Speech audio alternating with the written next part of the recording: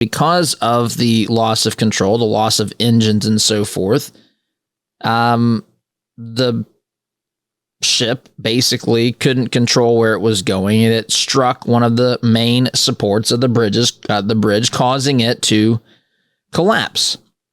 I also had heard pretty early on that the captain of that ship had issued mayday calls, and there were reports early on, and I've even heard, you may have heard as well, I'm not going to play it, but there, in fact, it's probably in the stack of stuff. I've got several things there for today, but traffic was stopped by law enforcement from crossing that bridge a minute or so. Think about that.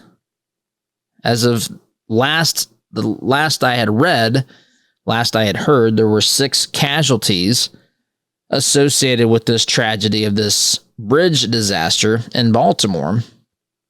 How many more could there have been if law enforcement were not able to stop traffic from crossing the bridge at a critically important time?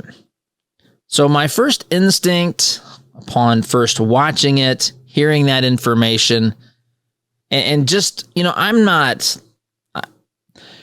am not a ship expert. I'm not, I've seen people who are engineers who work on these vessels. Some of them say this is exactly what you would expect with the loss of power. Other people are more skeptical about the timing, which we'll get into all this, by the way. The timing of when the power on the ship went out.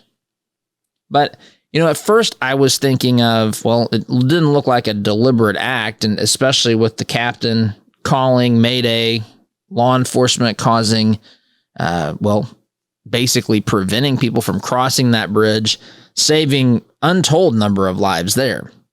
So that's where I was when I first saw this, that it was an accident. And let me say, that is still absolutely a possibility.